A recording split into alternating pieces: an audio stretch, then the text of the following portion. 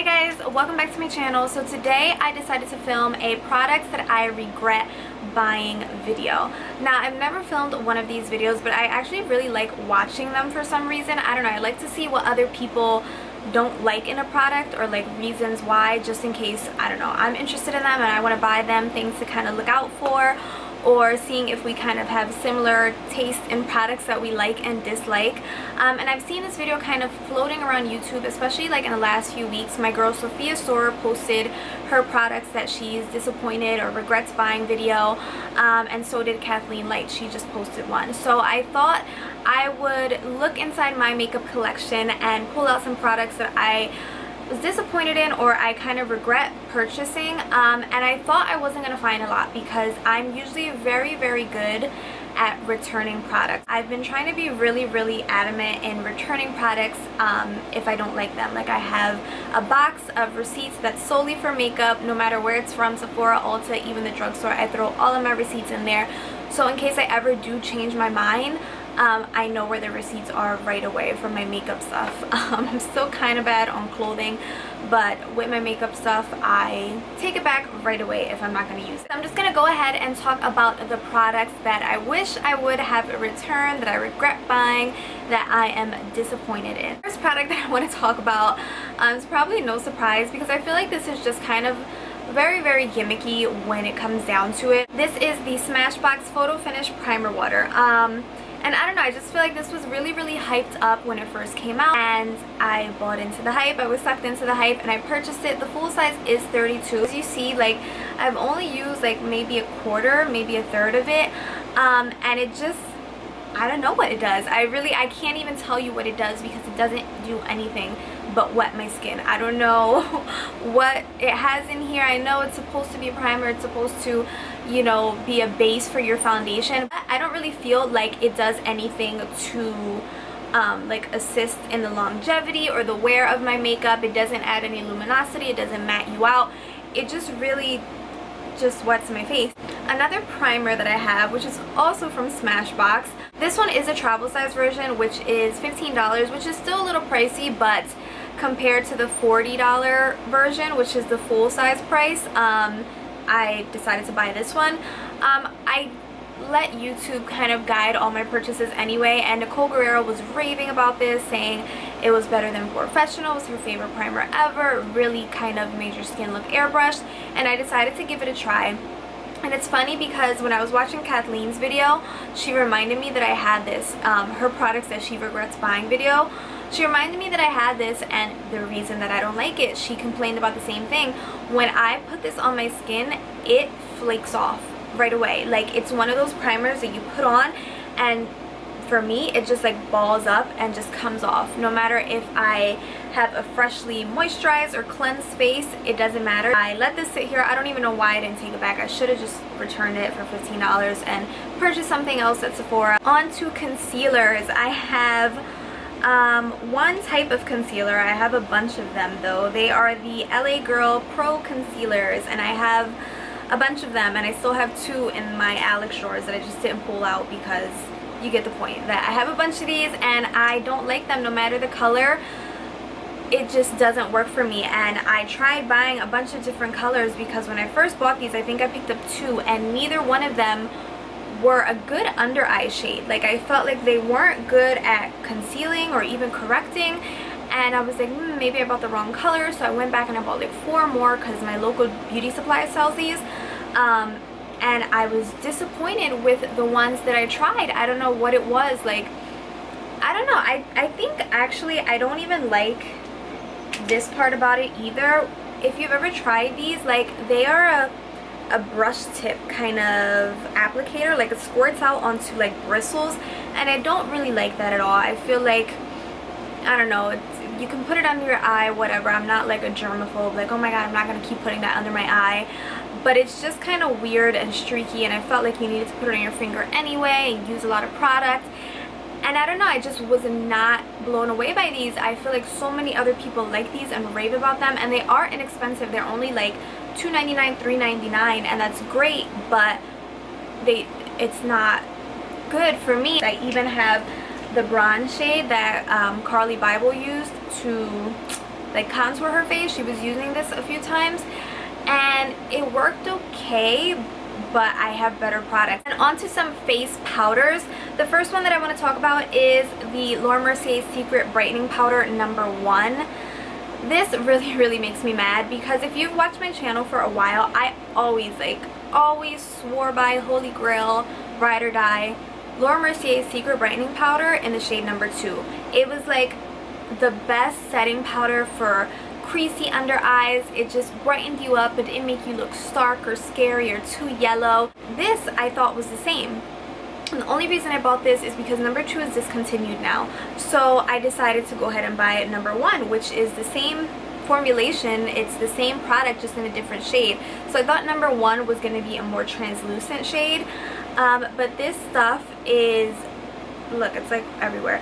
It's white and it literally is like baby powder, like flower white. Like it's just so, like, do you see that? I just put a little bit right there. And putting it in, like, I don't know, I just feel like it leaves such a ashiness on my skin and especially on my under eyes. It looks so funny on you and I hate it. It's such a good product, like formulation, but it's not a good shade and it just messes up the whole product. Like, ugh, I'm so disappointed with this. Another powder that I have is the Hourglass Ambient Lighting Powder, and this is in the shade Diffuse Light. Now, the Hourglass Ambient Lighting Powders are great products. That's not why I'm disappointed in them. But for $50, I don't know, this product is good, but for what I was using it for, it's just this like really light yellow, but you can see, like, you can see the streak right there where I swatched it. And for me, it's just not a really pretty highlight. Like, I wouldn't use this. It's not like shimmery enough to be a highlight for me. And then for your under eyes, it looks insane unless you're doing like drag makeup or something. I just don't find myself using it for anything at all. So this is $50 sitting in my drawer and I don't use it at all. The TF No Filter Selfie Powder Palette, and I actually did a review on this on my channel and I said it was a good product, and I don't think it's a bad product, but I don't use it at all. Like, there's so many other good like highlighting and contour palettes out there that this literally gets pushed to the back every time. It's so cute. It's just like the cutest package, and I even mentioned that in the video. The packaging is what sucked me in. The yellow one, it's just a little too yellow. Like, I think if I swatch it, like, you can see how yellow, it's almost like on the verge of goldish, and I don't think it looks very flattering on the face. The bronze is pretty, but there are other bronzers that are prettier out there, and this one is a little warm, and I know a lot of people like to stay away from the warm kind of orangey bronzers. The purple I really like, just because I felt like that was the one that was kind of like just this ambient powder all over your face and just kind of gave you like this ethereal glow. But this was like $30 and I just don't find myself using it, so I kind of regret buying it, even though this is like the cutest palette in the world. The next product, I'm pretty sure this is probably like on everybody's products they regret buying list. Maybe not, I'm being mean. This is the Anastasia Contour Kit. Like everybody says, you gotta give it up to her because it was like the first contour kit on the market, and they're so good with marketing. Like, everything they put out sells out and is so in demand. But contour kit was bad. I have the original. This was the first one. These were just, you couldn't customize it. The products are so hard. Like, the powders are so stiff. They're not creamy. They're not powdery. Oh my god, this was such a bad palette, honestly. And then the palette itself, like, this just doesn't fold back, so it's not very makeup artist or travel friendly. The banana powder was just really cakey, and you see how like bright it is. These shades were really orange, and then the one in the middle, oh my god, this feels like literally like sandpaper. Like, do you see how orange that one is? It almost looks red. And oh my god, this was such a bad palette. This is just Memories first contour palette, but it's not good. Some more face products that I have to talk about are blushes from Colourpop Cosmetics. I have 3 of them right here. These are their Super Shock Cheek blushes, and they look really pigmented, like me just swatching it right there. I don't know what it is with the blushes, and I'm not the only one who says this because they're so hard to pick up on a brush.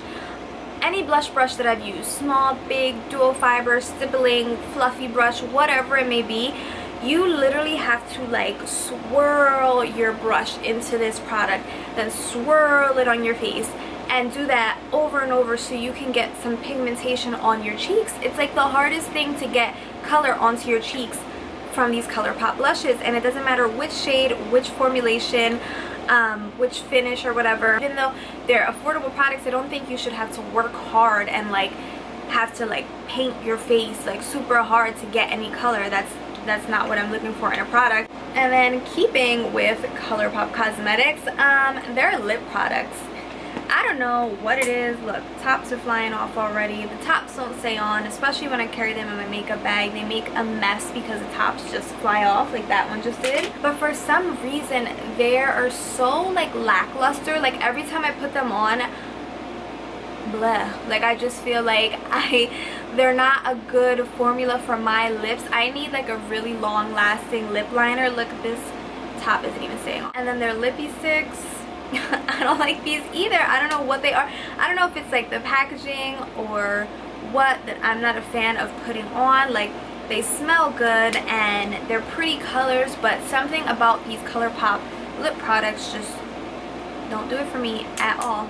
Don't like them. Another concealer that I want to talk about is the Nars Radiant Creamy Concealer. This is something that I feel like was hyped up too.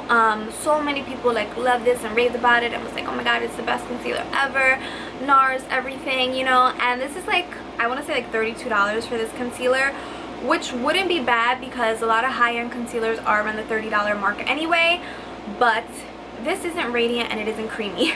This is like matte and dry. Like I don't know what it is. Like you guys, if you have Naked Skin concealer, you know once you pull the applicator out of the Naked Skin concealer, you can put concealer on both your eyes with whatever is on that doe foot applicator. With this, I feel like you have to dip and dip and dip. Like you have to go so many times in. The doe foot doesn't bring any product out. The product that it does bring out is so like dry. Like the formulation is so dry. I'm kind of mad that I wasted $30 whatever on this because to me it's just not a good concealer at all. Now on to lipsticks. Oh my god. I have the same complaint with all three of these lipsticks.